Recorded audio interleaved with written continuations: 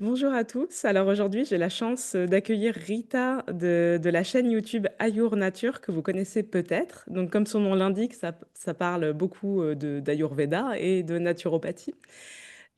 Aujourd'hui, ça va être la thématique. On va beaucoup centrer sur l'Ayurveda, la tradition indienne et bien évidemment le yoga. Donc Rita, bienvenue. Si tu veux, je te laisse te présenter pour que nos auditeurs puissent te rencontrer. Merci beaucoup, Samantha, pour ton invitation. Oui, alors moi, je pratique bien l'Ayurveda et la naturopathie. En fait, je suis portugaise aux origines indiennes et c'est un choix de cœur, en fait, qui m'a amenée à l'Ayurveda. Pour tout dire, en fait, j'étais plus dans une recherche de la joie depuis que j'étais enfant parce que je me sentais pas forcément heureuse quand j'étais enfant.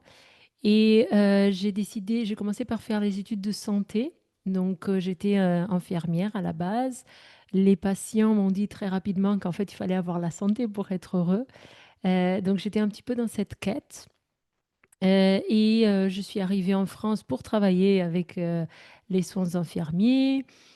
Et en parallèle, j'ai commencé à faire des explorations avec la naturopathie. Après, j'étais partie en Thaïlande voir la médecine tibétaine. Je suis partie sur plusieurs endroits pour explorer. Jusqu'à un moment où j'ai décidé de partir en Inde avec un billet simple d'aller et je ne savais pas exactement pourquoi, qu'est-ce que je cherchais. Je me cherchais moi, en fait. Et ce voyage, il a commencé direct avec une formation d'Ayurveda qui ne m'a plus quittée, du coup. C'était une très belle redécouverte parce que j'avais déjà entendu parler, j'avais déjà lu des livres, mais c'était quand même quelque chose là de baigner dans cette culture, de faire beaucoup de Ayurveda, yoga, méditation. Donc voilà, au bout de 6 mois, je suis rentrée parce que mon conjoint, il a eu besoin, sinon je pense que je serais restée en voyage. Et je me suis installée. Voilà, 2 ans après, j'ai créé ma chaîne YouTube qui a fait que je suis un peu plus connue dans ce milieu aujourd'hui. Et il y a quelques années, j'ai créé ma propre école aussi pour accompagner des personnes à faire ce que je fais.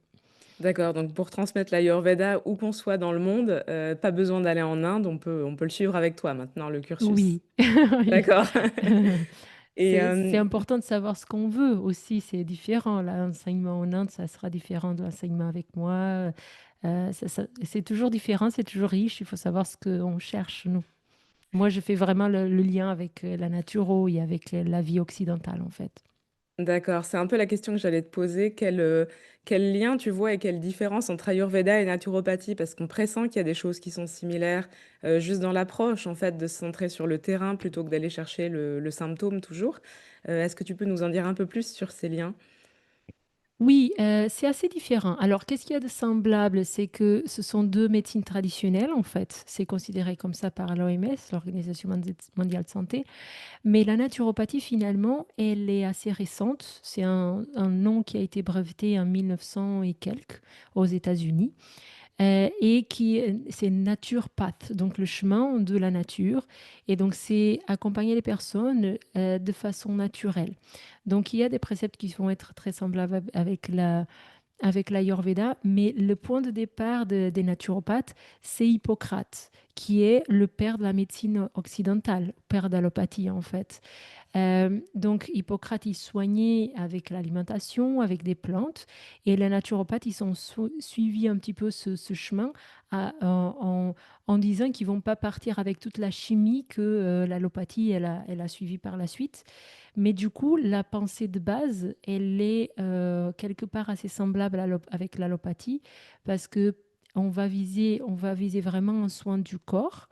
On va soigner aussi le mental à travers des respirations, des choses comme ça. Donc, on va s'intéresser beaucoup à l'alimentation, comment la personne, elle gère son stress, par exemple.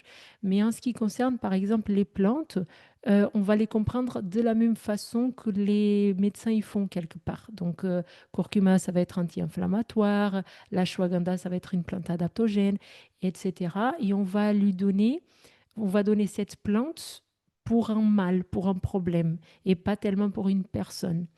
Et l'Ayurveda, et du coup en naturo, on va avoir vraiment cette présence du corps et du mental qui sont importantes. L'Ayurveda, déjà, elle va être plus ancienne parce que les premiers textes qu'on a, ils datent de 7000 ans. Mais la datation, c'est en fonction de la technique de sanskrit de l'époque.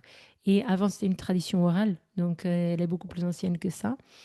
Elle va nous transmettre des idées, des informations sur notre santé qui sont immuables. Donc, ce qui est intéressant d'étudier encore aujourd'hui les textes, c'est que des choses qui se disent sur l'être humain, elles sont encore de nos jours valables, en fait. Euh, et on va s'intéresser à trois choses. C'est pas juste le corps et le mental. On va s'intéresser à cette notion de l'âme, de Atma, ce qu'on appelle Atma, et c'est qui nous sommes réellement. Et du coup, il peut être tout est OK avec notre corps, tout est OK avec notre mental qui est plutôt stable, etc. Mais il nous manque quelque chose. Par exemple, quand je suis partie en Inde avec un billet simple d'aller, c'était ça, c'était mon choix, une recherche de dharma, quelle est ma mission de vie, etc. Donc ça, c'est lien avec cette notion d'âme qui n'existe pas, je pense, en naturopathie, en tout cas dans les courants que j'ai pu voir, parce qu'il y a plein de courants.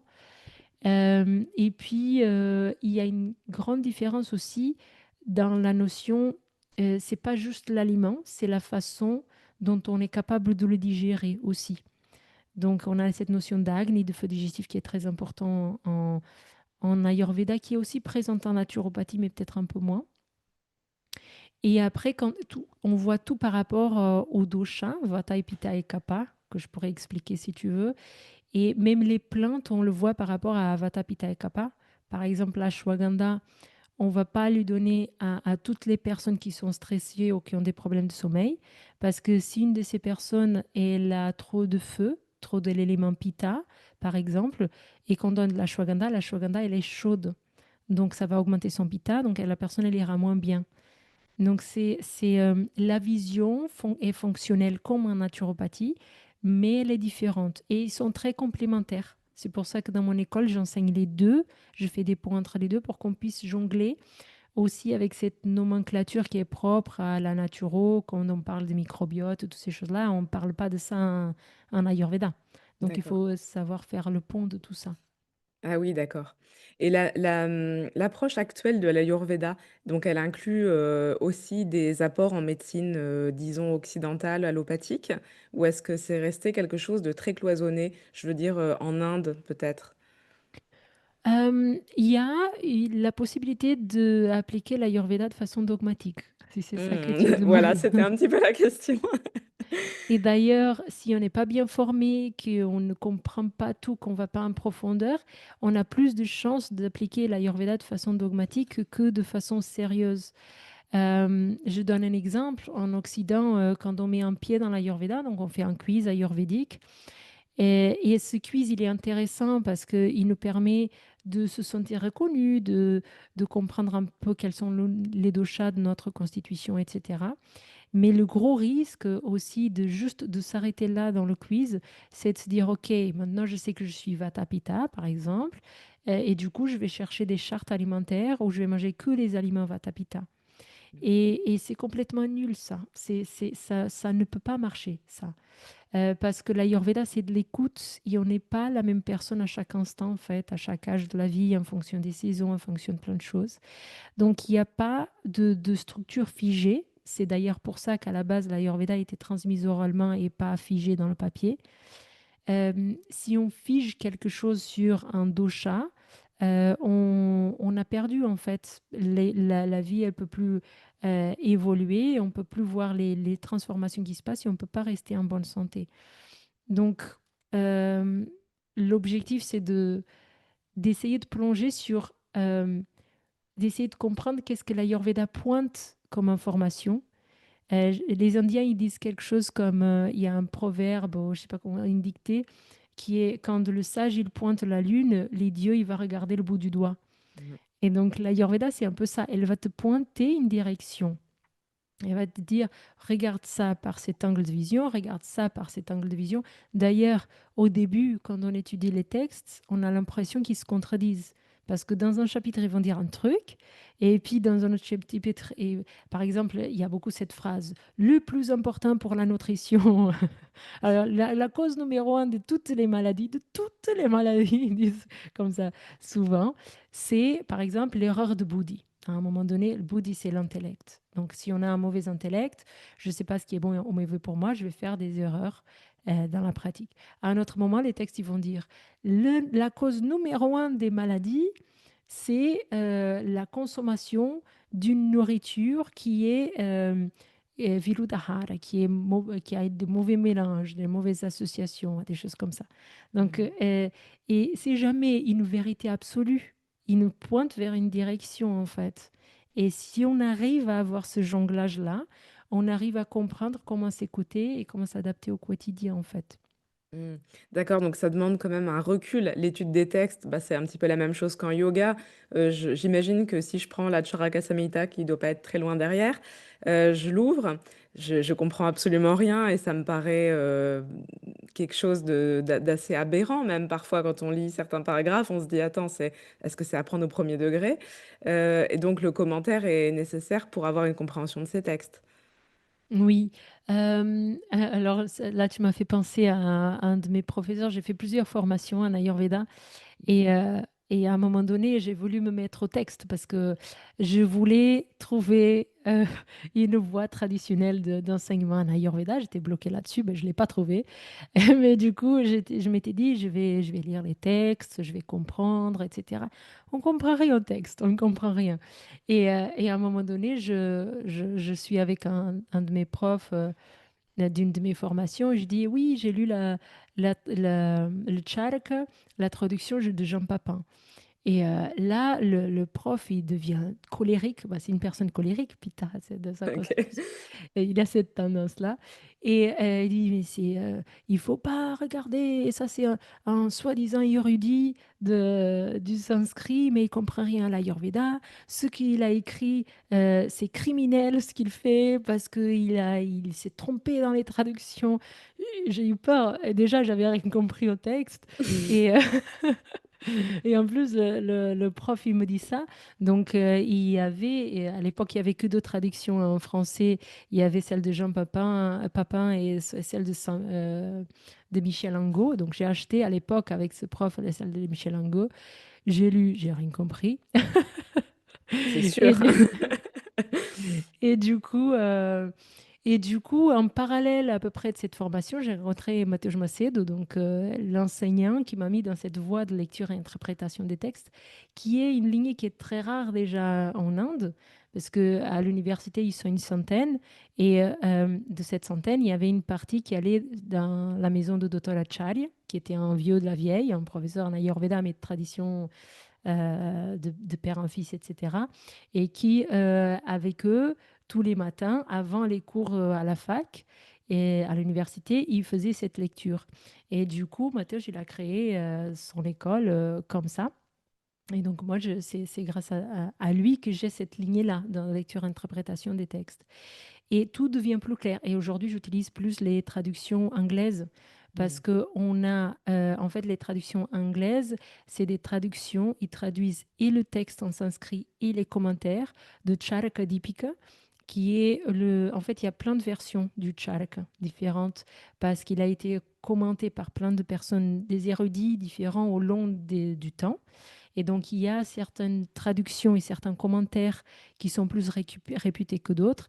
Et donc, le Charaka Dipika, c'est celui qui est en 7 volumes jaune, qui est peut-être un peu plus connu, en tout cas en Inde. Et donc, c'est lui que j'utilise. Quand on a un prof qui nous accompagne et à lire entre les lignes et qu'on a une traduction qui est plutôt qu'on peut suivre et avec des commentaires sérieux qu'on peut comprendre, c'est mieux. Mm. Ouais, d'accord. Donc ça demande une sacrée étude. Bon, de toute façon, toi, tout ce que tu transmets, c'est plutôt des choses qu'on t'a transmis de bouche à oreille, enfin, de façon pratique. Ou est-ce qu'il y a des choses, des textes que tu appliques vraiment dans tes consultations d'Ayurveda? Oui, moi j'ai appris, en fait, ce que j'apprécie particulièrement avec la lecture des textes, c'est que on devient plus autonome, en fait. Donc, je continue mes études avec Mateusz, je fais avec d'autres aussi. Aujourd'hui, je fais un Gurukulam de Vedanta aussi. Mais surtout, quand j'ai besoin d'une réponse, je sais aujourd'hui, plus ou moins, et j'espère qu'avec le temps, ça va s'améliorer encore, naviguer un petit peu parmi les différents textes, ceux que j'ai, parce qu'il y en a beaucoup, beaucoup de textes différents. Des fois, il y a mes élèves, ils me posent une question. Et en général, je donne pas c'est pas Rita qui répond. En fait, Rita, elle donne une réponse qui est fondamentée dans les textes, ou quand c'est en lien avec la naturo, dans une étude scientifique ou quelque chose comme ça. Des fois, on me demande mon opinion, donc je donne mon opinion, mais toujours avec des pincettes. Mais quand il y a une question comme ça, moi, je vais aller chercher dans les textes où est-ce qu'il y a les réponses pour donner la réponse la plus juste possible. Et ça me fait aussi grandir, ça me fait aussi approfondir les textes. Et à chaque fois qu'on le lit, on le lit un peu différemment, on le comprend un petit peu différemment parce que on va comprendre ce qu'on est prêt à comprendre à ce moment-là, Bien en sûr, fait. ouais. Oui et puis en fonction de la question qu'on t'a posée, ça va orienter ce que tu vas chercher aussi. Peut-être que c'est des choses parfois tu y aurais pas pensé de ton côté et donc oui, tu parlais de la Charaka Samhita. Est-ce que tu peux nous citer d'autres textes sur lesquels, on peut, se pencher pour apprendre, je sais pas, pour se familiariser plus qu'apprendre avec, l'Ayurveda? Oui, alors il y a l'Ashtanga-hridayam. En fait, on a ce qu'on appelle la Braha Triad, donc la triade majeure, les trois textes principaux en Ayurveda. Il y a le Charaka, qui est le principal, le plus vieux. Il y a le Sushruta Samhita. Donc, si le Charaka, c'est un texte on va dire, de médecine générale, le Sushruta, c'est plus un texte de chirurgie. Donc, c'est celui que je connais moins aussi. Je connais un peu. En fait, il est super intéressant. Dès qu'on recherche l'anatomie-physiologie, il a des descriptions qui sont merveilleuses, en fait. Euh, mais bon, je ne vais pas plonger là-dessus parce que le but, c'est qu'on parle aussi de yoga. Il y a plein de choses à dire là-dessus. Euh, et après, il y a la troisième place, elle est disputée un peu entre deux textes, l'Ashtanga Hridayam et l'Ashtanga Sangraha. Les deux, ils sont rédigés par un auteur qui s'appelle Vagbata. Certains disent que c'est un Vagbata, que c'est le grand-père de l'autre Vagbata. Mais la plupart des médecins ayurvédiques, ils ont ce consensus que cette troisième place, c'est pour l'Ashtanga Hridayam parce qu'il a été complètement rédigé en poésie, ce Mmh. qui fait qu'il est très facile à mémoriser. Et traditionnellement, les Vaidya, ils mémorisaient tous les shlokas, tous les versets. Et du coup, euh, on dit qu'il est Nati Sankshepa Vistaram, c'est-à-dire qu'il est ni trop grand, ni trop exhaustif, c'est-à-dire qu'il n'a pas toutes les informations sur toute l'Ayurveda. Donc, si on veut plus d'informations, on peut aller chercher par exemple dans le Charaka ou auprès d'un maître, etc. Mais il n'est pas trop court ou trop résumé. Donc, il a en lui tout, il est ni trop court ni trop étendu. Mmh. Donc, il a en lui toutes les bases fondamentales pour qu'on puisse comprendre l'Ayurveda. Et, euh, et il n'est pas trop copieux, quoi. C'est pas un gros pavé, D'accord, donc quelque à la part. limite pour démarrer, pour entrer dans le monde de l'Ayurveda, l'Ashtanga Voilà. Hridayam, ça serait le texte, idéal. Mmh. Voilà. Et du coup, je profite pour dire, j'ai une copine qui est aussi élève de Matteo Macedo, celui qui nous a mis dans la voie des textes, que elle a traduit en français une bonne partie de l'Ashtanga Hridayam. Et, euh, et elle s'appelle Armanda dos Santos et elle est portugaise aussi. Et elle est un petit peu dans l'ombre, donc on ne connaît pas beaucoup son travail. Mais c'est très bien ces textes, donc vous pouvez le trouver même sur Amazon. D'accord, donc ça a été publié et donc c'est consultable par tout le monde maintenant? Oui, oui, D'accord. C'est oui. vrai que les traductions françaises manquent et on a beaucoup tendance à passer par l'anglais pour avoir des traductions complètes, les commentaires. Enfin, je vois en yoga, c'est un petit peu la même chose pour beaucoup de textes, donc C'est on se toujours, retrouve. pardon, Non, non, c'est vas-y. et c'est toujours difficile en fait quand on a une traduction parce que, comme elle dit, Hermanda, on avait discuté sur ça, et la traduction est forcément parfaite, elle va représenter ce qu'on a compris sur un moment donné, voilà, mais elle a fait avec beaucoup d'amour, beaucoup de, voilà, elle s'est donné beaucoup pour faire ça, ce n'est pas simple. Et moi, je pense que ça vaut le coup, en fait. Si on n'arrive pas à lire l'anglais, si on arrive à lire l'anglais, il vaut mieux acheter les versions. Donc, pour le Charaka, c'est le Charaka Deepika, donc c'est le jaune, on appelle le Charaka jaune. Et pour l'Ashtanga Hridayam, c'est un 3 volumes, il est bleu. Si on tape Ashtanga Hridayam, c'est les premiers livres qu'on va trouver. D'accord. D'accord, donc il y a quand même des voilà, ces textes qui sont accessibles. Et qu'est-ce que tu donnerais comme conseil pour quelqu'un qui veut se former, à l'Ayurveda? Parce qu'en fait, je me rends compte qu'il y a quand même une distinction entre le cursus indien, qui propose quand même d'étudier l'Ayurveda sur je ne sais combien d'années, ça s'apparente un peu à nos cursus en médecine chez nous.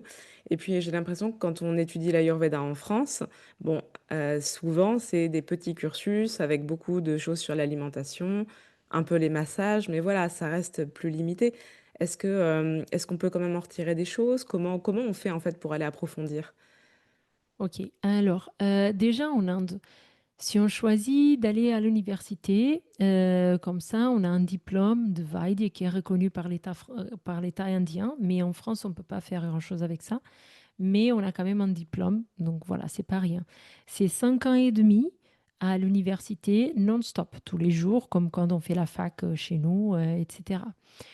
Qu'est-ce qui se passe avec ce cursus? En fait, à la suite de l'indépendance, il y a l'organisme Ayush que tu dois connaître, qui a été formé et c'est ce organisme de l'État qui a essayé d'un petit peu encadrer toutes les formations en Ayurveda, en yoga, en médecine Unani, en médecine Siddha, etc.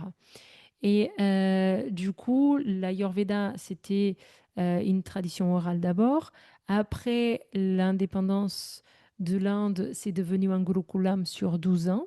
Donc, on apprend, c'est très peu d'élèves auprès de leur maître pendant 12 ans, jusqu'au que le maître dise que c'est bon, que la personne elle est prête. Après, ça s'est transformé en 7 ans, en fait, un cursus toujours un gurukulam, mais plutôt en 7 ans, parce que c'était structuré d'une façon différente. Et ensuite est venue l'université. Pendant un certain nombre d'années, il y avait toujours, déjà à l'université, il y avait encore ce Gurukulam en 7 ans. Et après, le dernier organisme, c'est la plus vieille clinique d'Ayurveda en Inde. Il a fait les derniers Gurukulam, mais aujourd'hui, ce n'est plus possible. Donc aujourd'hui, c'est un cursus universitaire qui a été encadré, structuré par un organisme de l'État. Et il y a des avantages et des inconvénients. Dans les gros avantages, c'est que du coup, il y a une reconnaissance. Mmh. Il y a une reconnaissance de ce métier. Dans les inconvénients, c'est qu'on a rejeté tout ce qui gêne. Et ce qui gêne, par exemple, les marmas, ça gêne. Les chakras, ça gêne. Euh, voilà. Donc, on a rejeté un petit peu toutes ces choses. Donc, elles ne sont pas enseignées à l'université. Et on se retrouve avec un cursus qui est selon, parce que moi je ne l'ai pas fait, mais selon les médecins que je connais, il y a mi-Ayurveda, mi-médecine allopathique. Parce que le but de ce cursus universitaire, ça va, le bruit? Très bien. Ah, parce qu'il y a J'entends des rien du portes tout. qui claquent chez moi, mais ça va. Ah ouais. Ce cursus universitaire, du coup, le but, c'est qu'ils puissent exercer à l'hôpital. Mmh. Donc, D'accord. pour ça, ils ont besoin d'un bagage aussi allopathique. Euh, En pratique, ce qu'on vérifie en Inde aussi, pour avoir discuté avec des personnes, c'est qu'il y a très peu de personnes qui sont, je ne sais pas te dire en termes de pourcentage, mais il y a très peu de personnes qui sont vraiment intéressées à l'Ayurveda. Et il y a beaucoup de personnes qui viennent étudier l'Ayurveda à l'université par dépit, parce qu'en fait, ils voulaient être médecins allopathes, mais ils n'ont pas eu le numerus clausus ou je ne sais pas trop quoi. Et du coup, quand ils font la médecine ayurvédique, ils ont des équivalences. Ah Donc, d'accord. tout ça, en fait, une fois qu'on le sait, le rêve de l'Inde Mmh. avec la médecine ayurvédique, qu'on est tous beaux, on est tous à l'écoute et tout ça, ça tombe à l'eau. Ah ouais. Et ça tombe encore plus à l'eau quand tu entends les personnes que tu connais qui sont médecins ayurvédiques, qui ont fait ça par passion et qui arrivent en Inde et qui veulent travailler à l'hôpital et qui se retrouvent avec la population indienne qui engorge les hôpitaux et que tu as entre 1 et 3 minutes pour recevoir tes patients. Ah oui, en termes d'écoute, de diagnostic, enfin, c'est quand même très Voilà. limité. Ah ouais, Donc d'accord. la pratique de l'ayurveda en Inde, elle est très chouette, mais il faut voir où. Mmh.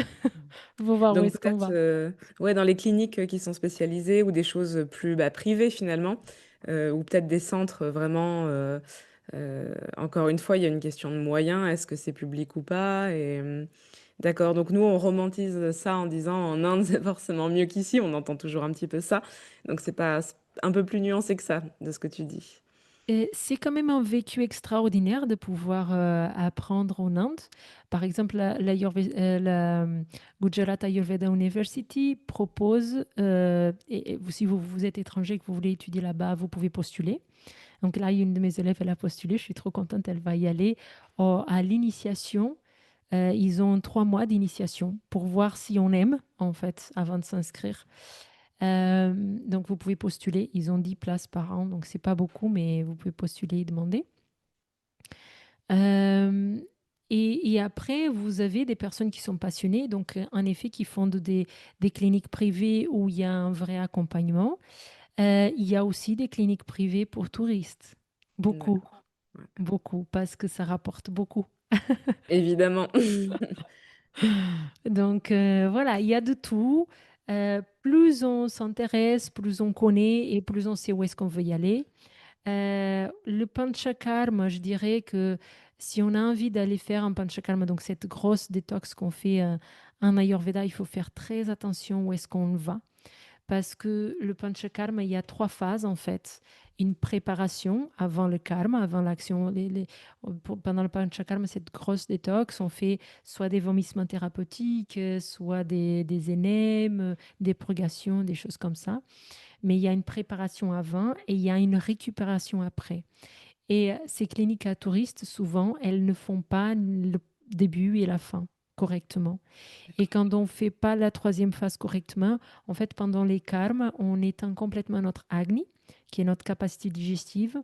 Et si on ne fait pas bien la réanimation de cette capacité digestive, après, on ne digère plus rien.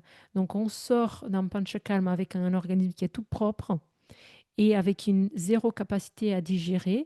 Et des fois, notre mental n'a pas bien été pris en charge.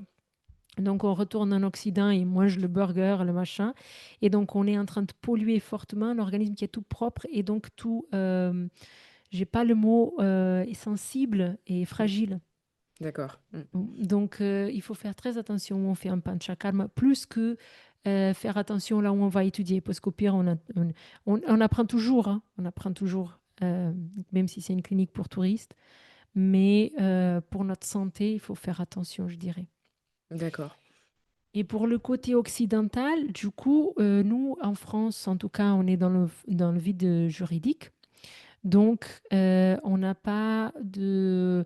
en fait, c'est considéré comme un métier parce qu'on peut exercer ce métier, mais ce n'est pas reconnu de l'État. Donc, on n'a pas de titre RNCP, on n'a pas toutes ces choses-là. Ce qui fait que du coup, il n'y en a pas de structure pour le cursus. Donc, il y a des avantages et des inconvénients. J'en ai parlé des avantages et des inconvénients de l'université en Inde. En France, ça va être un peu pareil. Mm. C'est-à-dire que le jour où on a tout ça qui est formaté, on ne pourra pas tout faire comme on veut. Oui, Euh, d'accord. Ouais. Je vois. Ouais, même souci qu'en yoga avec tout ce qui est fédération et tout, oui, ce vide qui fait que pour l'instant, tu enseignes un petit peu ce que tu veux, ce qui permet au meilleur et au pire de se côtoyer. Et on ne sait pas forcément en tant que, je sais pas, moi, si je suis patiente, je sais pas du tout vers qui me tourner, je sais pas comment choisir un praticien, parce que, bon, à part aller regarder vraiment la formation qu'il a faite, aller regarder en détail, j'ai pas d'éléments qui me permettent de déterminer que cette personne est plus sérieuse que telle autre. mm.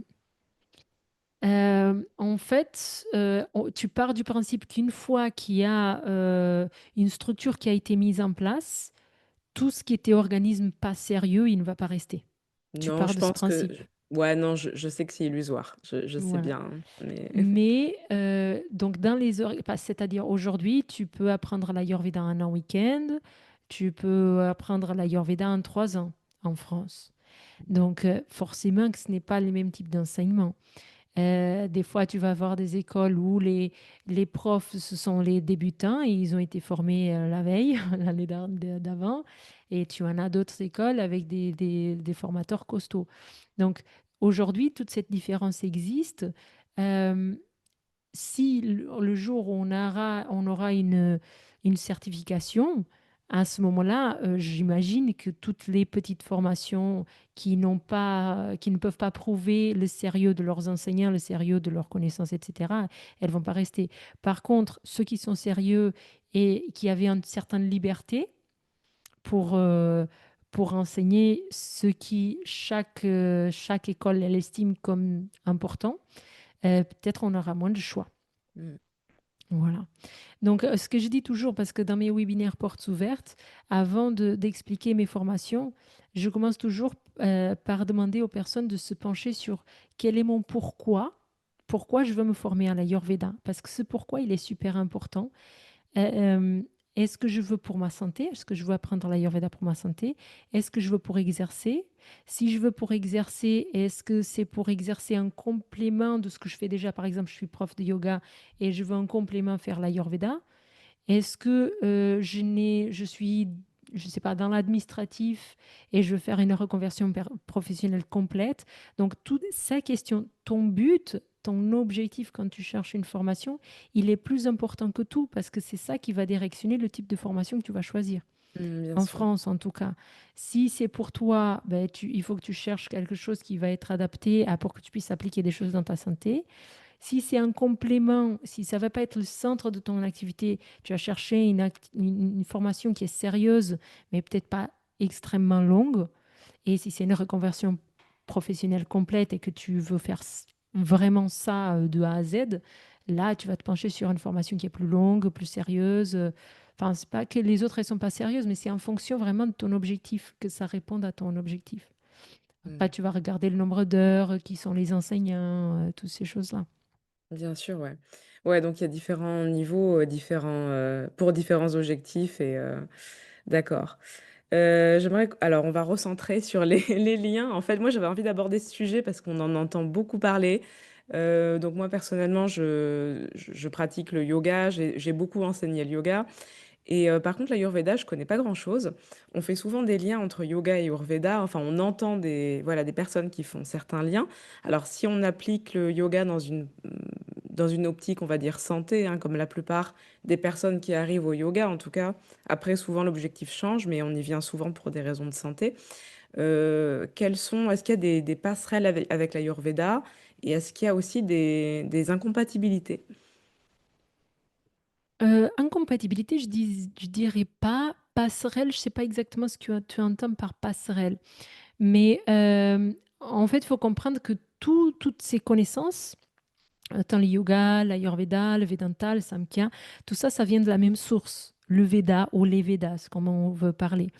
Donc, le Veda, à la base, c'est la connaissance que, dit la tradition, les rishis se sont mis en mode méditatif et ils ont eu cette information par inférence, en fait. Pas par inférence, par infusion, en fait, par méditation.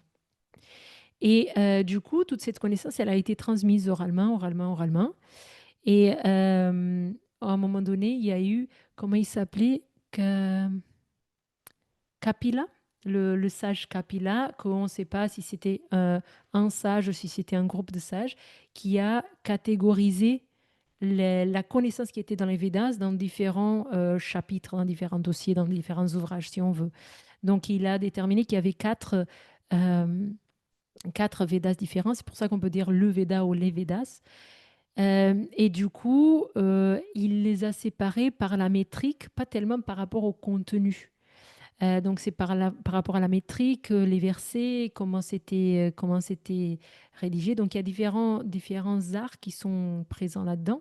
Par exemple, l'Ayurveda, c'est un Upaveda, donc c'est un sous-Veda de la Tarva Veda, d'un de ces quatre. Le yoga, c'est un Darshana. C'est encore autre chose, c'est une vision. Il y en a 6 visions dans les Védas. Le Samkhya, c'est une vision. Le Vedanta, c'est une vision. Le Yoga, c'est une autre vision. C'est les trois que je connais un peu plus. Ne me demande pas les autres. Si j'ai mon fichier devant, je suis capable de te dire et de te les expliquer, mais là, je ne les ai pas en mémoire. Et donc, par rapport au Darshana, donc déjà, l'Ayurveda, c'est un Upaveda qui est ressorti de la Tarva Veda parce que pour le Veda ou pour les Védas, les Védas, mon enseignant en Vedanta, il a expliqué ça, j'ai trouvé très beau comme ça. En fait, il propose à répondre à toutes les questions que l'être humain, il ne peut pas obtenir de façon directe. Donc, nous, pour qu'on puisse comprendre le monde, on a les 5 sens et on a ce qu'on entend de quelqu'un d'autre, Voilà, c'est les façons dont on a pour comprendre le monde. Mais une fois qu'on comprend que nos cinq sens sont limités et que du coup, ce que quelqu'un d'autre il nous a dit, ça vient forcément de ces cinq sens et du coup, ça peut être aussi limité. Par exemple, les ondes radio, elles existent. On comprend qu'elles existent parce que s'il y a des connexions d'ondes qu'on ne voit pas, qu'on ne sent pas, qu'on rien, on sait qu'il y a un appareil qui les détecte. Donc on sait que ça existe. Ouais. Mais nos cinq sens, ils ne peuvent pas les percevoir, ni la vision, ni l'odorat, ni le palais, le toucher, rien.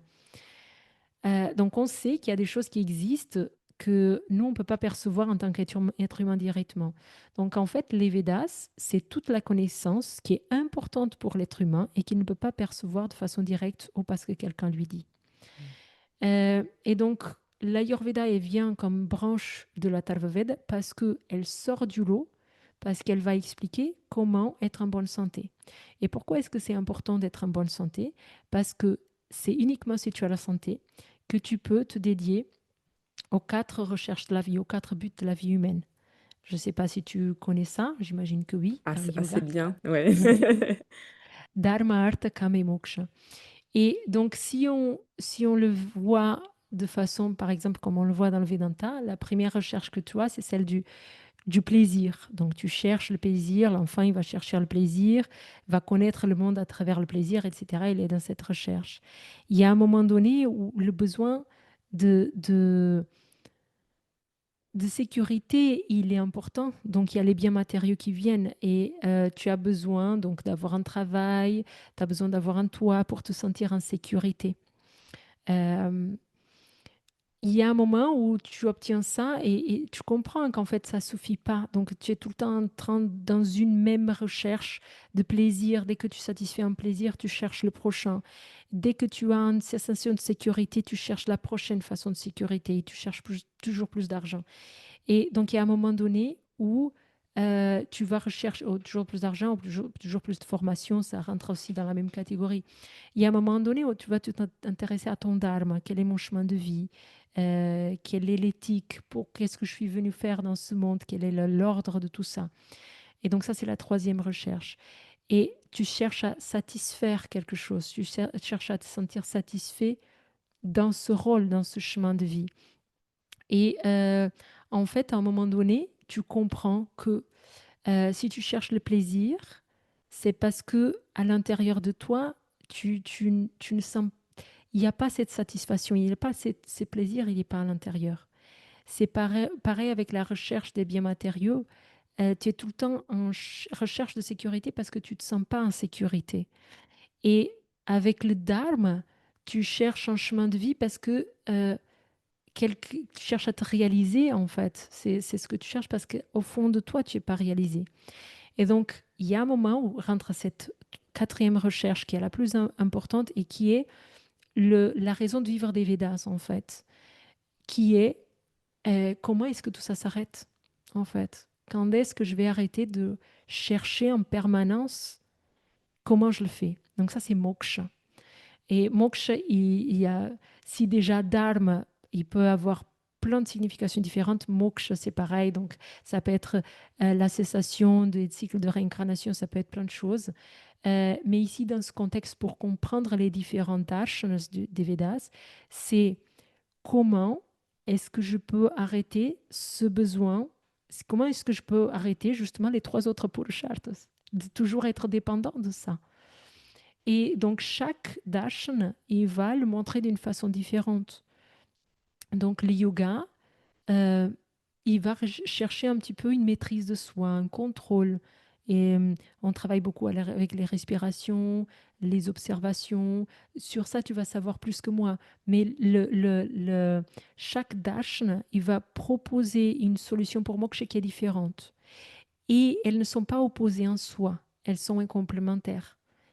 Euh, le Vedanta, c'est comprendre que nous sommes notre âme, en fait. Moi, je suis dans un Gurukulam de Vedanta maintenant, donc je suis encore dans mes débuts, mais c'est ça l'objectif, c'est d'identifier, en fait, parce qu'on est identifié à ce corps, on est identifié à ce mental, etc.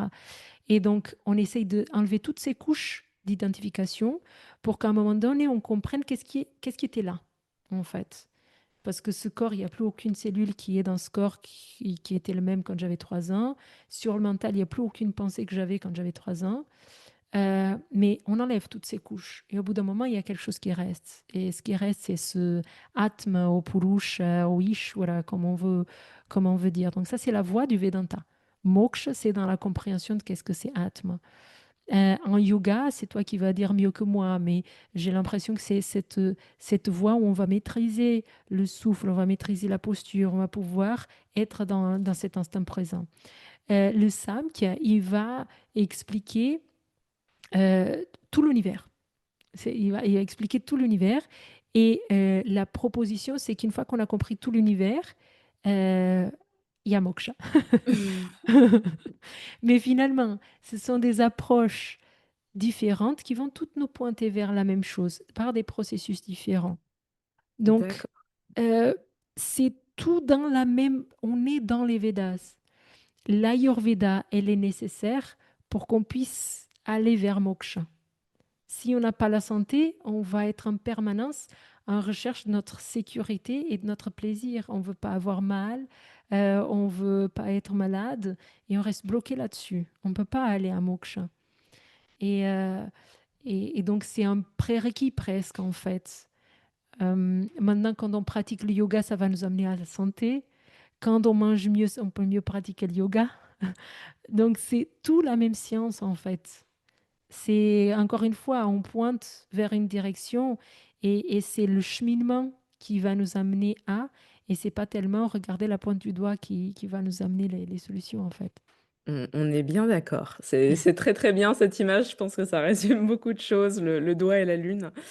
Et d'ailleurs, l'Ayurveda, on parle beaucoup de tout l'aspect santé. Et là, tu nous parles des darshanas, donc je suis obligée de te demander.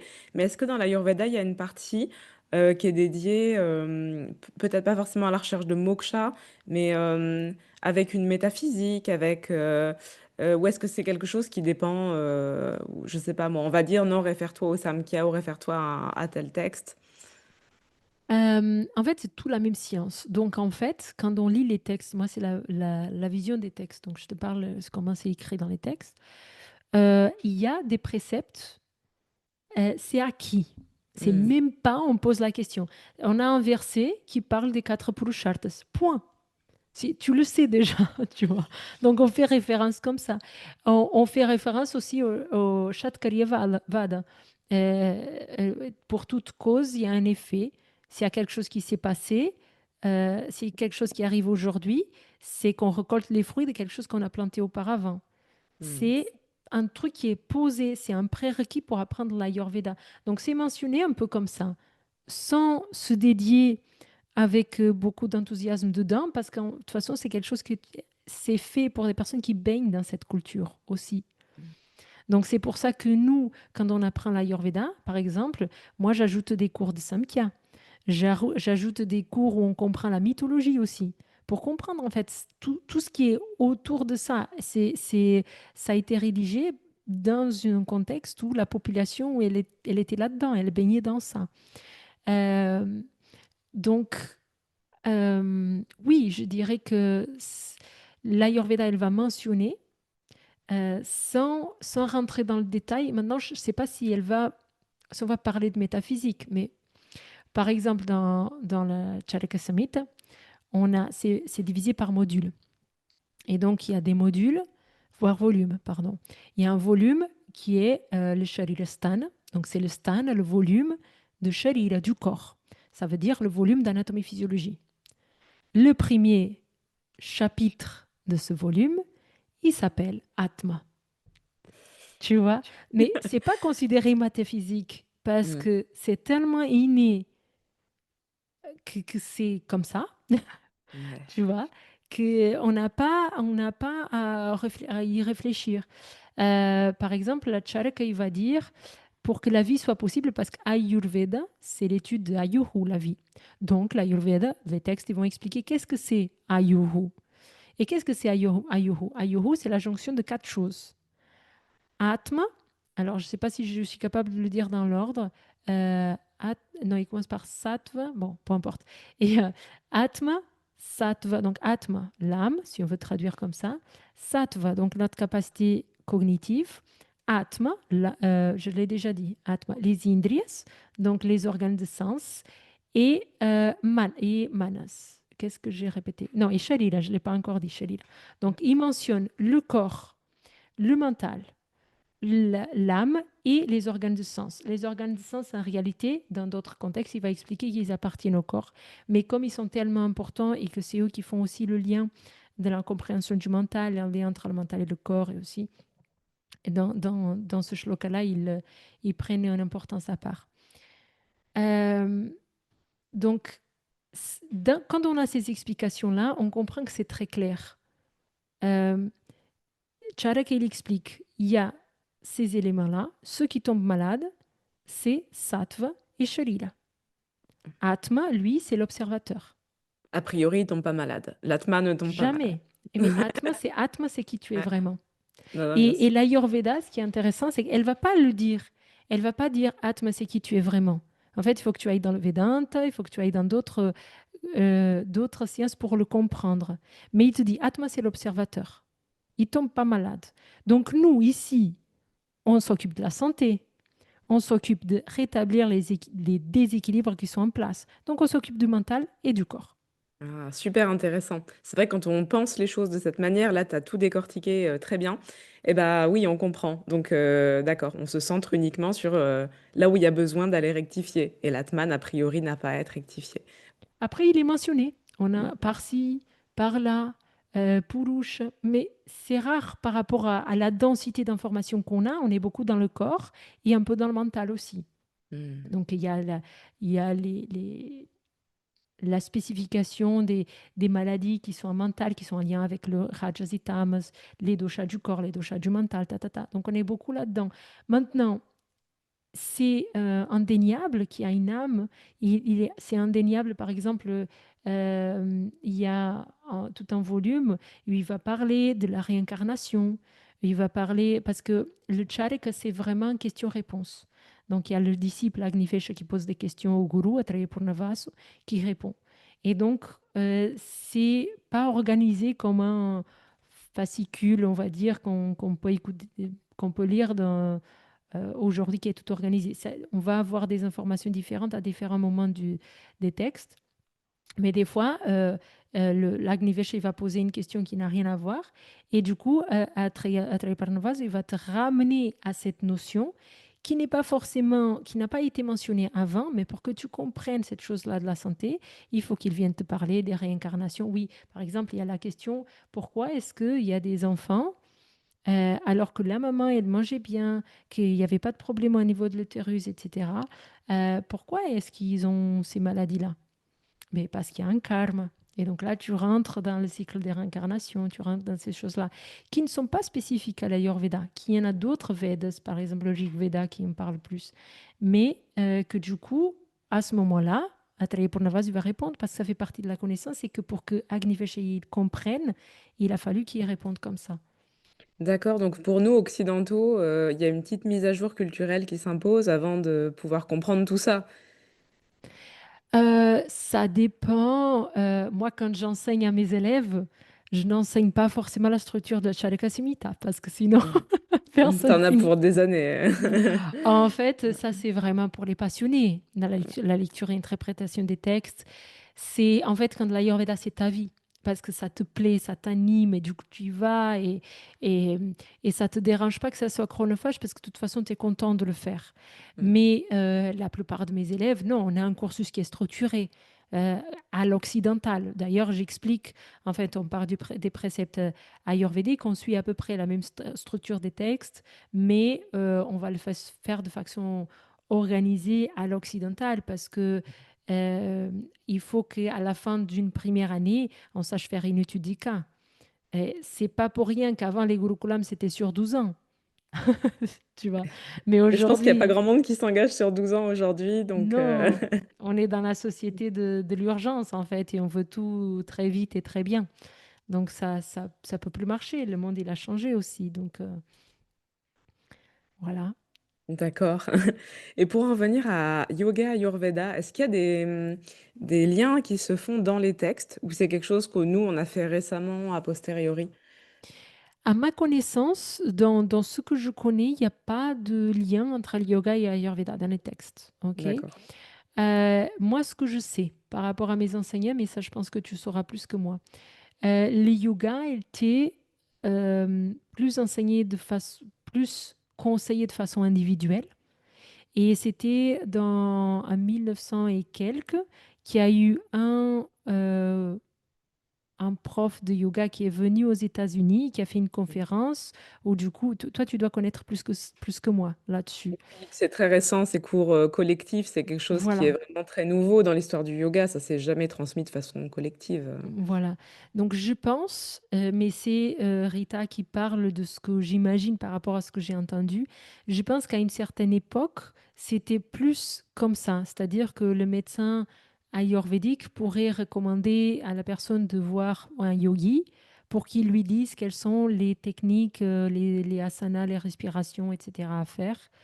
Je l'imagine comme ça. En tout cas, quand on associe, dans mes formations, j'ai un module de yoga qui est court, hein, c'est pas une formation de yoga du tout, mais c'est appliquer certaines connaissances du yoga au service de l'Ayurveda. Donc, je vais chercher, par exemple, certains types de respiration, certains asanas qu'on peut utiliser en fonction des doshas, en fonction des déséquilibres des personnes, etc.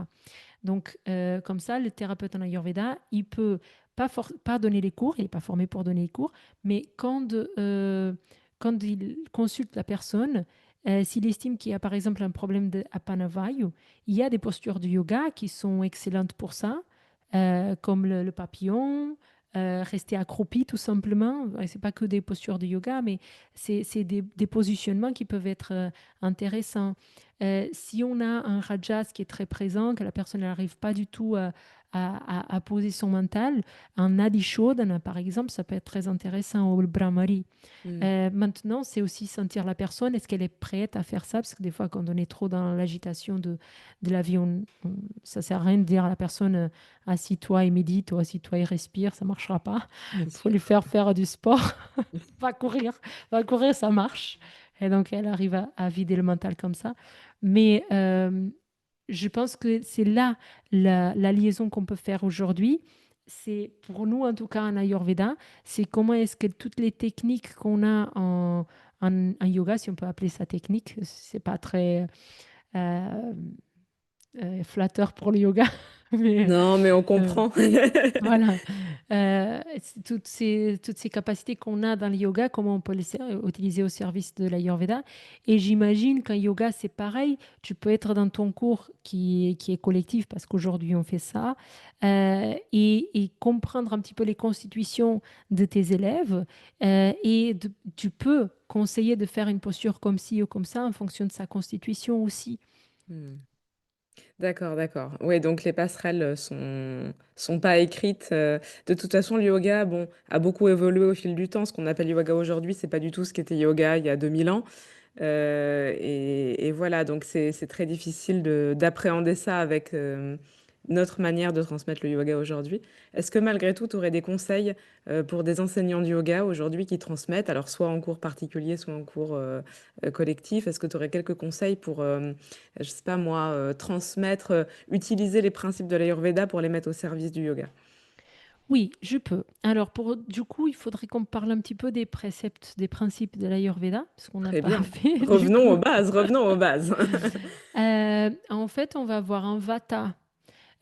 Les doshas, en fait, dosha signifie celui qui déséquilibre. Donc, ils vont être présents dans les saisons, dans l'âge de vie, etc. Ils sont les principes physiologiques du corps aussi. Et ils sont aussi présents dans la prakriti. Donc là, comme ça, dans un podcast, pour pas faire un cours magistral, on va dire, on va essayer de faire le plus simple possible. Le plus simple possible, c'est d'essayer de comprendre la prakriti, la constitution de base de la personne, et adapter du coup le yoga à cette personne. Donc, le vata, c'est le principe de l'air et de l'espace. Le vata, dans ses caractéristiques, il est sec, il est froid, il est léger. Il a d'autres caractéristiques, mais c'est les principales. Donc, une personne qui est de constitution vata, elle va avoir un corps qui est sec, elle est fine, Elle va avoir une peau qui est sèche. Et elle est en général très souple, donc elle arrive à avoir une grande souplesse des bras, des articulations, etc. Ce qui veut dire qu'elle peut se blesser aussi plus facilement parce qu'elle est plus fragile. OK? De tendance, ça c'est les tendances. Quand elle est plus fragile, c'est parce qu'il y a déjà un déséquilibre, mais c'est pour faire simple. Euh, elle risque de ne pas avoir assez de lubrification au niveau des articulations, donc c'est là les articulations qui craquent, c'est qui lui manque du kappa, etc. Donc pour cette personne, faire un- des postures de yoga où on amène ce type de personnes qui a cette constitution et ils ont beaucoup de facilité à faire les postures de flexibilité. Mmh. Ils sont très flexibles.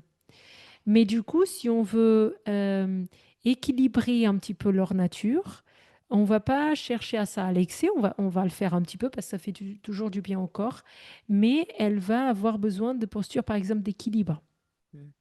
pour équilibrer son mental. La personne type Vata, quand elle est dans le déséquilibre, elle va avoir aussi une tendance à partir dans tous les sens. Donc, ce type de personne, de faire plus en style de Hatha Yoga, même si maintenant il y a différents types de Hatha Yoga, mais l'idée de rester plus longtemps dans la même posture et pas tellement enchaîner plein de postures différentes, ça c'est intéressant pour le Vata. De l'obliger à rester tant de temps dans la même posture, que ce soit un équilibre ou pas, mais de se poser. Mmh. Obliger un petit peu cet ancrage, cette posture de rester. Donc ça, c'est intéressant. En termes de respiration, je disais tout à l'heure, le Nadi Shodhana, le Brahmari sont très intéressants. Euh, après, en termes de méditation, si c'est des personnes qui sont déjà dans une aggravation de Vata, qui ont un mental qui est très... qui part un peu le mental singe, comme vous dites en yoga, qui part un petit peu dans tous les sens, elle va avoir du mal à faire des méditations en silence. Et peut avoir aussi du mal à faire une respiration. Vous le laissez juste observer sa respiration, ce qu'on fait par exemple en yoga. Au début, elle peut avoir du mal. Donc, au début, faire des méditations guidées, au lui rappeler, observer la respiration. Mais voilà, là, on personnalise. Donc, c'est difficile de personnaliser aussi dans un cours collectif. Mais c'est pour vous donner quelques idées. Le pita, c'est le principe du feu qui circule dans un milieu liquide. Donc, c'est chaud. C'est snigda. Snigda, c'est un peu, c'est pas collant, mais vous voyez de l'huile. C'est pas, parce qu'on dit que c'est de l'eau, mais c'est pas tellement de l'eau, c'est plus de l'huile, parce que c'est un peu humide, c'est un peu pégueux aussi. Mmh. Donc ça, c'est l'image du pita. Donc, quand il est équilibré, ben, il va avoir juste naturellement de la chaleur. En termes de morphologie, il va être dans la moyenne. Il a une bonne tendance à être musclé.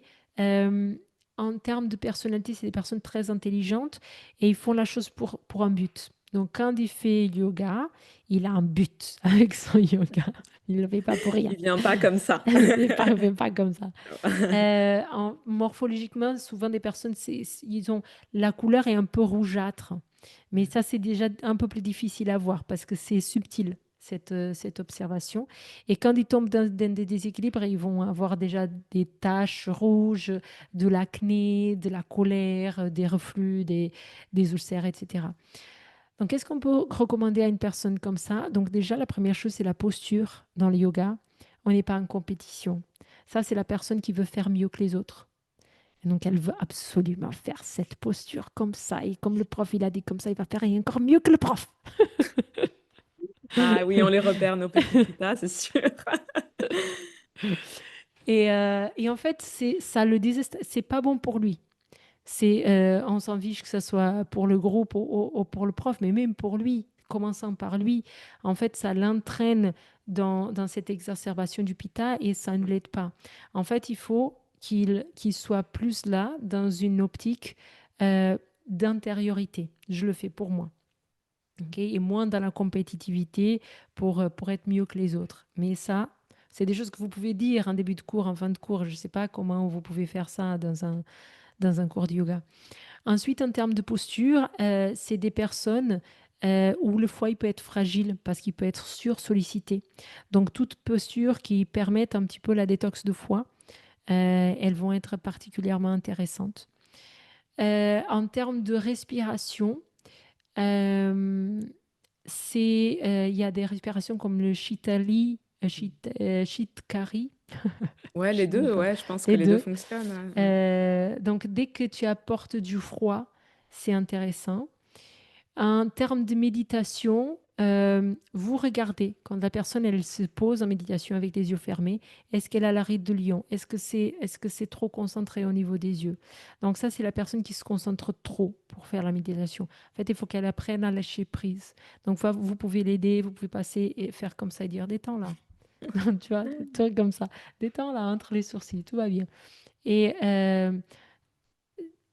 savoir si c'est en général ils ont moins cette tendance à partir dans tous les sens comme le vata quand il est déséquilibré, mais ils vont avoir une tendance mentale aussi à la colère mentale et physique.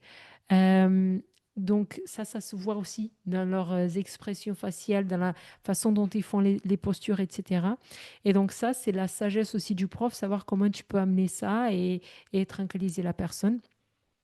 Euh, Amener du frais, c'est bien. Et après, les méditations, à voir si il est plus prêt à un truc où il va plus observer sa respiration, un truc où il va plus être en silence, alors qu'il va être plus en réfléchir, est-ce que j'ai fait bien le cours, est-ce que j'ai fait bien la posture. Et ça, c'est plus le prof qui peut observer, parce que le visage, il va parler. Le visage, Bien le sûr. corps de l'élève, il va parler. Oui, oui. Il y a tous les petits signes, tous les petits gestes que la personne va faire aussi inconsciemment. On va vite voir où il en est en général. Mm. Tout à fait. D'accord, ouais. Et c'est difficile en fait d'aller un peu contre cette nature pour quelqu'un, tu disais pour un vata, lui apprendre à rester dans une posture alors qu'il a très envie d'en faire 50 en 3 minutes. Un pita, c'est dur de pas être en compétition alors que la compétition, c'est toute sa vie. On est en train de lutter hein, d'une certaine manière contre nos tendances. C'est le propos de l'Ayurveda, c'est l'équilibre. Mm. Donc, si tu as une tendance, il faut que tu cherches le contraire. Si tu as une tendance à la sécheresse, il faut que tu manges des repas qui sont chauds, qui sont nourrissants. Si tu as tendance à l'accumulation, comme le kapha, il faut que tu manges plus léger. Il faut que tu évites trop de légumineuses, trop de féculents, par exemple. Tu vois, et c'est pareil avec le yoga, c'est pareil avec l'activité, c'est pareil avec tout ce que tu fais. Donc ça, c'est dans un quotidien. Maintenant, le pita qui aime la compétition, ben, il peut aller faire du foot, par exemple, où l'esprit, c'est un esprit de compétition. S'il vient faire le yoga avec un but de s'équilibrer, il ne faut pas qu'il soit dans cette optique-là, ça ne va pas l'aider. Dans le foot, par exemple, ça va l'aider parce que c'est un sport qui est fait pour, et cette rage, cette envie de gagner, etc., ça va aider, ça va booster la personne, mais pas dans le yoga. Et une personne qui a un déséquilibre de pitta, peut-être que le foot, c'est pas la bonne chose pour elle. D'accord, donc essayer de pas aller à 100% dans nos tendances naturelles et garder un petit recul avec ça en disant à quel point je vais basculer et me mettre dans un extrême hein, et Mhm. essayer de pas aller jusque-là, c'est ça la proposition. Oui, ça serait ça. Ça, c'est un principe de Ayurveda, on va dire, débutant. Quand Mm. plus on s'approfondit, plus il y a des nuances, forcément. Et des fois, justement, je disais tout à l'heure, des fois pour un vata, il n'est pas prêt à s'asseoir et méditer. Je lui dis, va courir. Alors que le vata, le mouvement, normalement, ça l'aggrave. Mais dans certains cas, le fait d'aller courir, ça lui permet de vider la tête. Il transpire un peu. Et après, dans un deuxième temps, on commence à pouvoir faire des changements alimentaires, etc. Donc, c'est pour ça il faut que ça soit très personnalisé. Et là, je t'ai un petit peu coupé. Donc on a fait Vata, Pitta, et Il alors manque kappa. pour un Kappa, qu'est-ce qu'on peut faire? Alors, le kappa, du coup, c'est la terre et l'eau. Donc, c'est le plus lourd, le plus stable.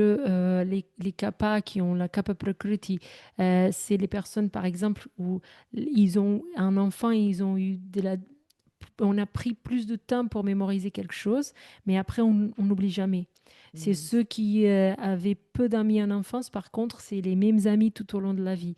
Donc, il y a beaucoup cette notion de stabilité. Il y a aussi la notion, quand on est dans le déséquilibre, de stagnation, de surpoids, de lourdeur physique et mentale. Donc, pour eux, les cours dynamiques, c'est très bien. Donc, Mm. l'Ashtanga Yoga, c'est très bien. tu bouges, tu bouges, tu bouges, tu bouges, tu bouges, tu bouges. Ouais, Et ça met tout ce mouvement qui a pas de base et d'accord. oui, en fait, tu fais un effort, voilà. Et les kappas, ils ont une grande capacité physique. Et c'est les personnes qui font le muscle le plus rapidement parce qu'ils ont déjà les tissus. Et c'est juste qu'ils n'aiment pas tellement le sport, justement. Ils aiment rester un peu plan-plan.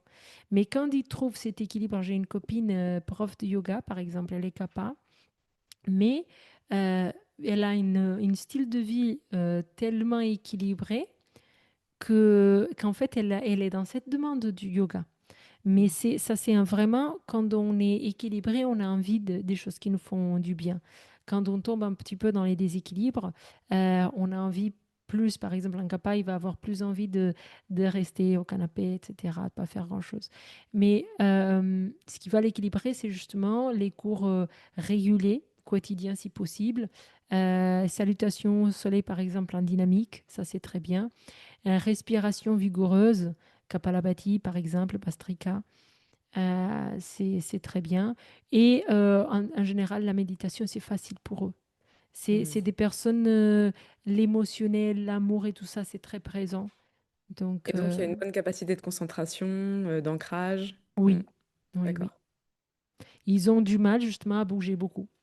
Mm. Et eux, en fait, pour les amener quelque part, comme ils veulent pas trop, dans les cours de yoga, on les voit un peu plus.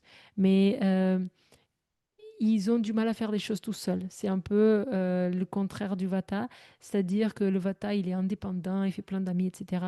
Le Kapha, il a très peu d'amis et s'il faut qu'il aille à un cours de yoga ou d'autres choses, il aimerait bien que le copain ou la copine vienne avec lui.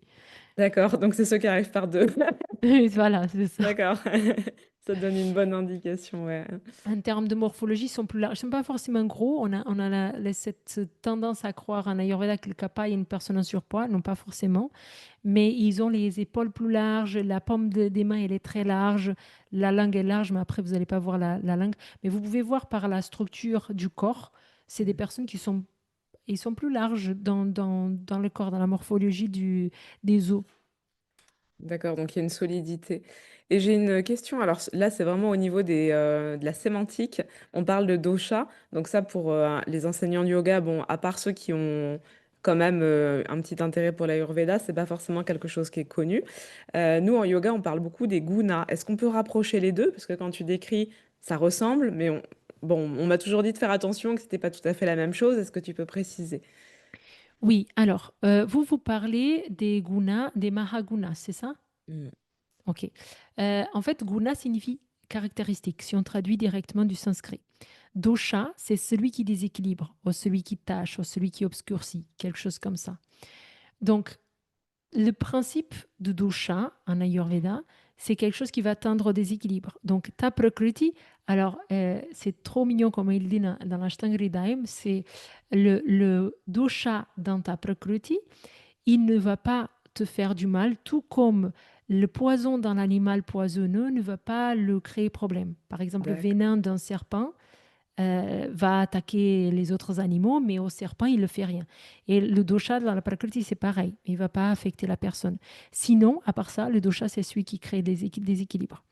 Mm. Donc, ça, c'est le principe de dosha. Donc, quand on comprend une maladie au niveau du corps, par exemple, on cherche la cause, et la cause, c'est toujours vata, pitta ou kapha. S'il y a un déséquilibre qui a commencé au niveau du mental, le dosha, c'est rajas ou tamas. Et donc, vous qui êtes dans le yoga, tous, qui m'écoutez là, il manque un. Et il manque qui? Parce que quand on parle des gunas, les mahagunas, c'est les caractéristiques principales du mental. C'est sattva, rajas et tamas. Mais sattva, c'est dans les textes ayurvédiques, par exemple, euh, des fois ils utilisent le mot sattva, des fois ils utilisent le mot manas, des fois ils utilisent le mot buddhi. Tout dépend, encore une fois, vers quelle lune on est en train de pointer ou vers quel côté de la lune on est en train de pointer. Donc, il Ah, essaye de nous montrer différentes choses. Euh, Quand on parle de Mahaguna, c'est les caractéristiques du mental. Mais Sattva, c'est utilisé en Ayurveda en tout cas, comme synonyme de capacité cognitive, comme synonyme de mental, un mental stable, un mental qui est en lien avec la logique, le raisonnement, un mental qui ne part pas dans tous les sens, un mental qui est propre, qui est fonctionnant. Ok, Mm. donc ça c'est synonyme de mental. Quand je te disais le shloka où il y a les quatre, il utilise le mot sharira, atma, sattva et indriya. Donc le mot qu'il choisit là pour décrire le mental, ici, c'est sattva. Et vous connaissez sattva dans la triade sattva, rajas et tamas. Et pourquoi? Sattva, rajas et tamas, c'est le gunas du mental.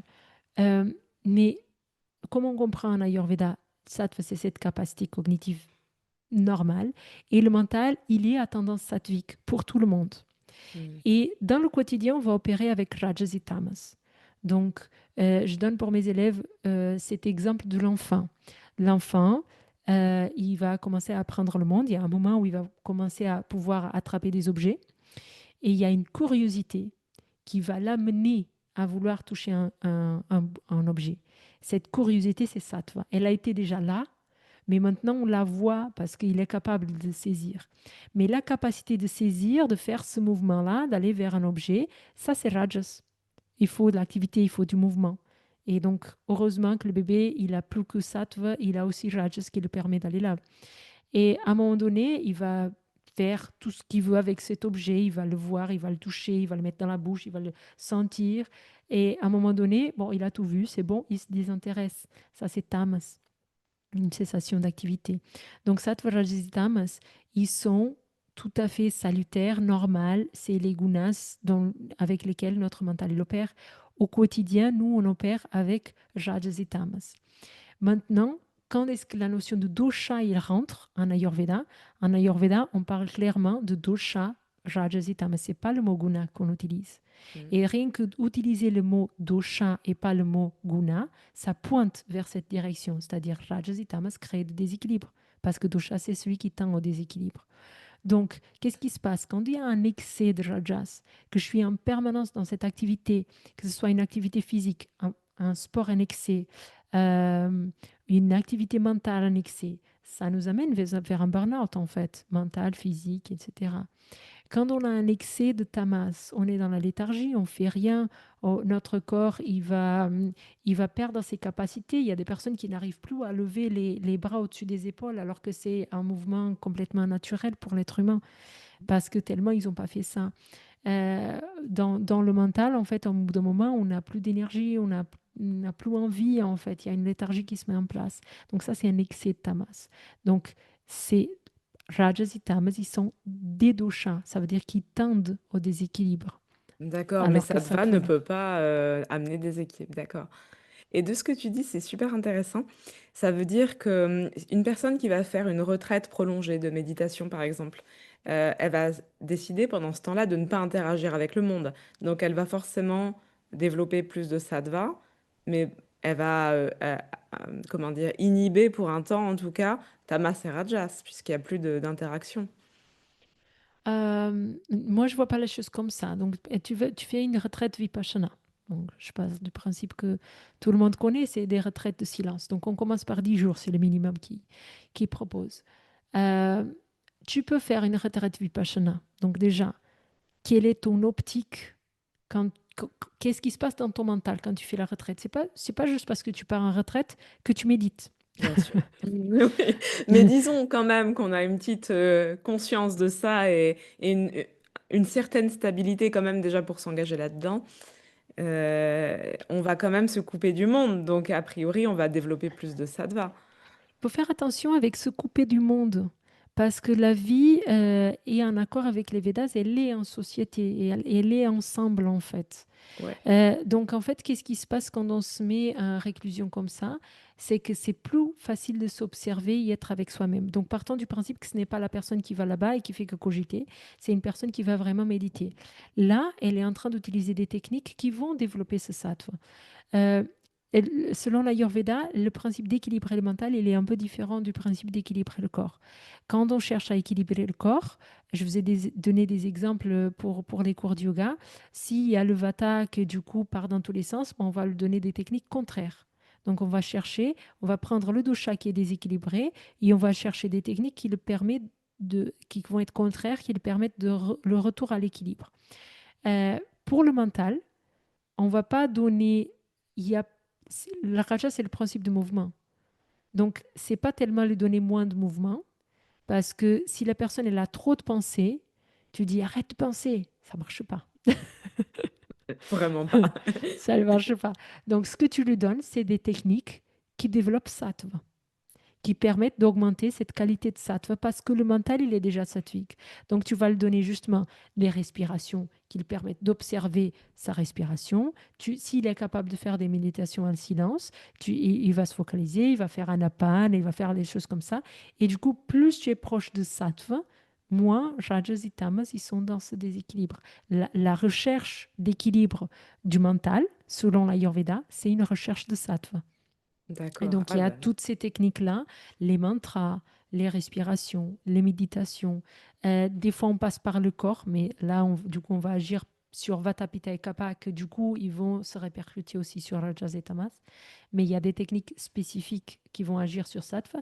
Et les profs de yoga, vous êtes spécialistes là-dessus. oui. Enfin, d'une certaine manière, oui. Après, ça dépend quelle approche on va avoir. Et puis, encore une fois, quand on est dans des cours collectifs, c'est très difficile d'aller chercher quelque chose de plus personnalisé. Donc, voilà, il y a toutes ces limites-là qui existent aujourd'hui. D'accord, mais c'est intéressant de remettre les choses dans leur contexte et de voir bah, que l'approche Ayurveda et l'approche Hatha Yoga classique, en tout cas selon certaines écoles, bah, c'est pas tout à fait la même chose.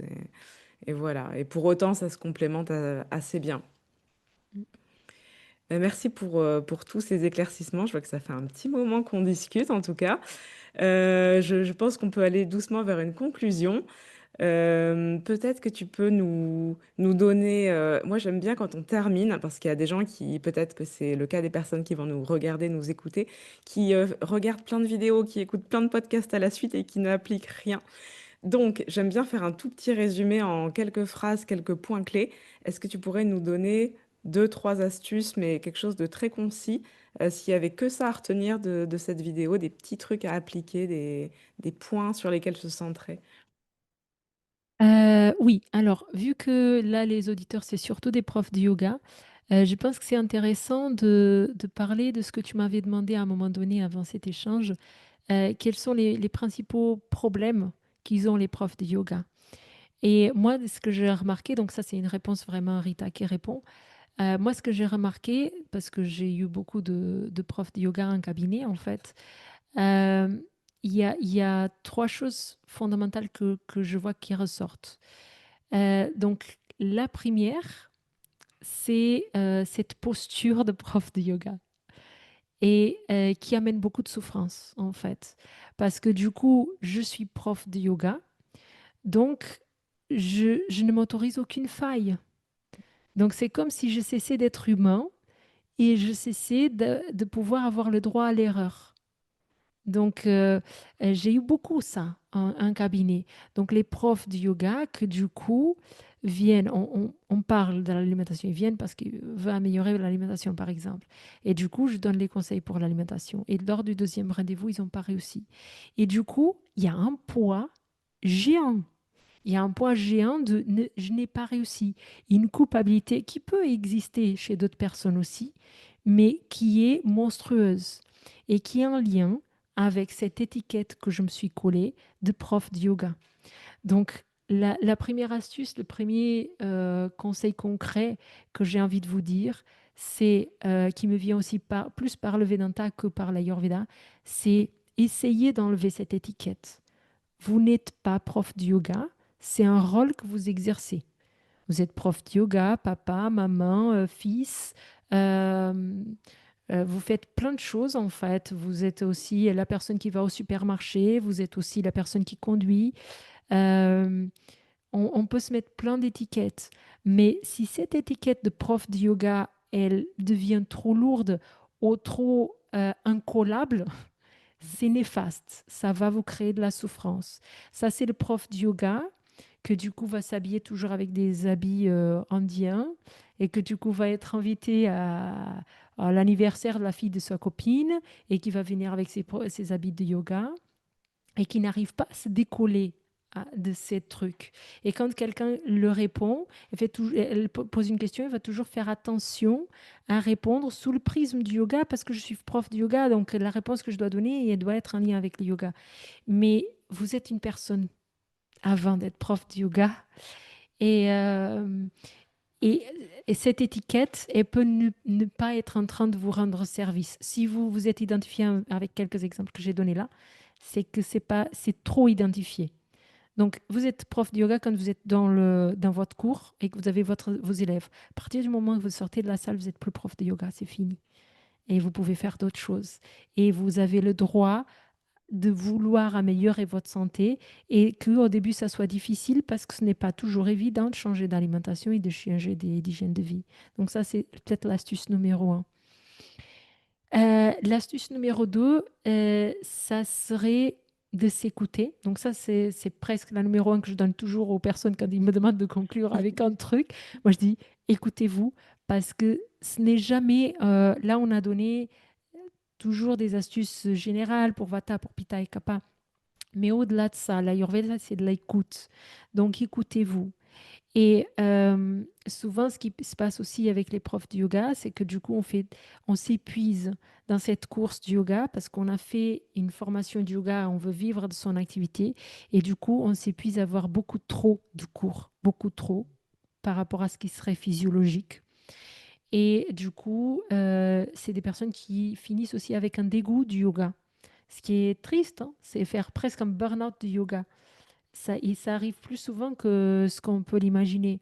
Donc, si ça vous arrive, si vous avez un peu ce ressenti de oh, j'ai pas envie d'aller donner un cours, sachez que vous n'êtes pas seul. Il y a beaucoup de personnes qui sont dans cette situation-là. Et donc, c'est le moment de s'écouter. Ce qui vous a amené au yoga, c'est quelque part vous, ce que vous avez envie de faire pour vous avant tout, parce que on a de l'ego, on est égocentré, ok, il faut l'accepter. Et quand on fait quelque chose, c'est avant tout pour nous. Et c'est comme ça que la Terre elle tourne. C'est comme ça que l'univers il est fait. Et vous n'êtes pas méchant parce que vous avez voulu faire quelque chose pour vous. Et si à un moment donné, si vous essayez de vous écouter et que tous ces cours de yoga ne vous correspondent plus, essayez de faire en sorte de répondre positivement à votre corps, à votre mental. Faire une pause, diminuer peut-être, aménager, faire quelque chose pour changer pour que pour que vous puissiez aller mieux. Et la troisième chose, c'est en lien avec celle-là, aménager ses horaires. Parce que ce que j'ai vu beaucoup aussi en yoga, la grande difficulté quand on veut faire un changement alimentaire avec mes clients profs de yoga, c'est que le moment où ils ont faim, c'est le moment où ils donnent des cours de yoga.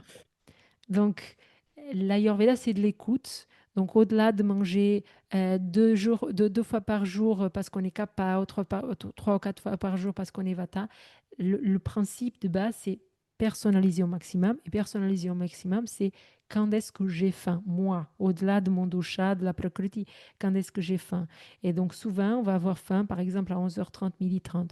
Si j'ai faim à 12h30 et que mon cours il tombe là, je, je, je ne suis pas en train d'aménager ma vie alors que je suis auto-entrepreneur. Je gère mon entreprise et mon emploi du temps comme je veux. Je ne suis pas en train de gérer mon emploi du temps de la façon la plus favorable pour les demandes de mon organisme. Donc, notre corps, c'est celui qui va nous permettre notre longévité, notre santé. Notre travail, on le fait aussi pour soi. Donc, pensez à ça.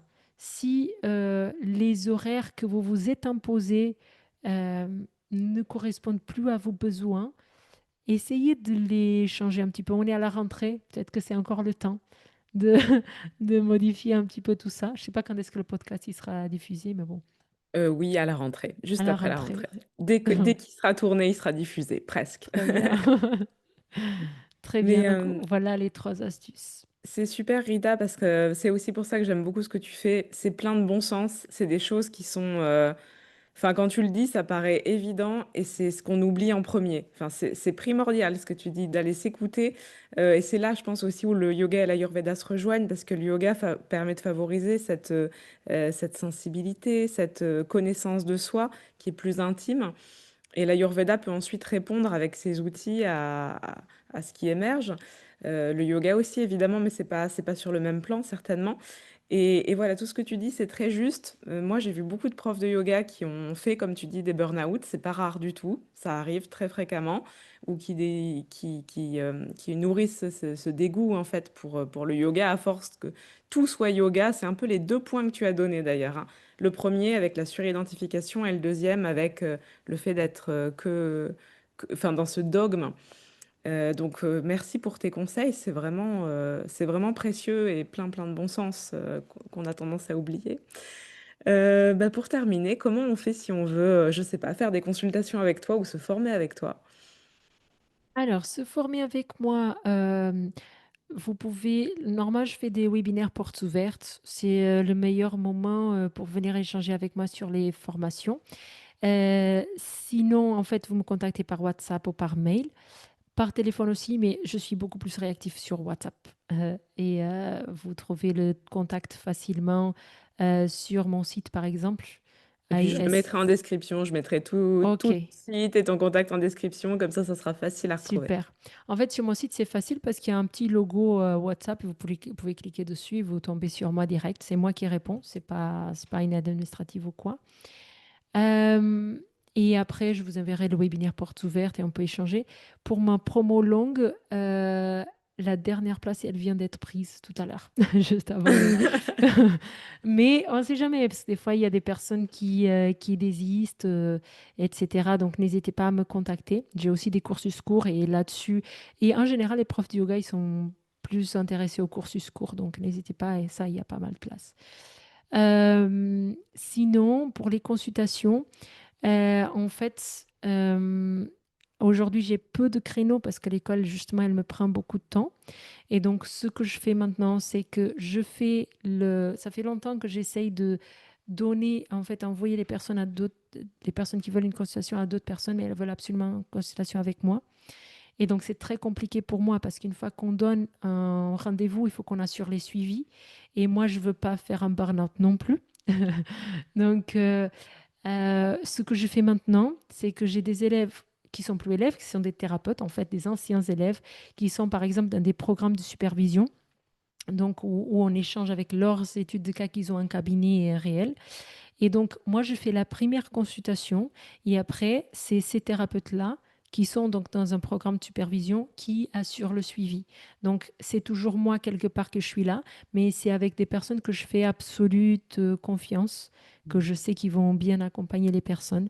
Et donc, on fait comme ça. Et j'ouvre pas les créneaux tout le temps. Donc là, j'ai ouvert quelques-uns en septembre. En octobre aussi, ils ont tous été pris. Là, je pense réouvrir des créneaux en début d'année, normalement. D'accord, mais t'es bien occupé et les formations, comme les rendez-vous, sont assez prisés, visiblement. Oui, oui, oui, Ce qui est tout à plutôt fait. une bonne chose. En C'est tout une bonne cas, chose. Oui. si vous connaissez pas, voilà, je mettrai aussi le lien vers la chaîne YouTube de Rita où il y a quasiment 1000 vidéos, c'est assez incroyable. Beaucoup de contenu partagé, une étude de texte très longue aussi, j'ai vu ça. Enfin Oui. voilà, vous avez plein de choses à aller regarder en plus de cette vidéo podcast. Voilà, est-ce que tu as quelque chose à ajouter que j'aurais oublié avant de terminer? Pour moi, c'est très bon. Merci beaucoup à toi. Merci beaucoup pour ce moment qui a été un peu plus long que ce qu'on avait prévu, mais c'était bien parce que j'aime beaucoup quand c'est spontané comme ça. Donc, c'est chouette. Ouais, je suis très contente. Merci Rita d'avoir répondu à toutes mes questions, même les plus précises et qui ont émergé au fil du temps. Merci beaucoup.